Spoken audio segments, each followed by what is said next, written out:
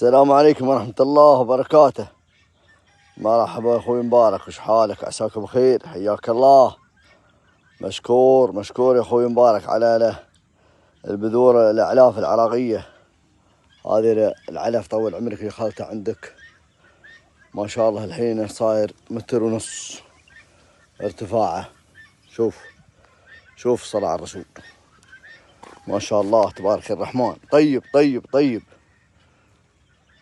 هاي ارتفاعه، هاي كلها زرعت المساحة على التقطير، وزرعته بعز القيض بعز الصيف الحر، لكنه طيب الحمد لله ما شاء الله.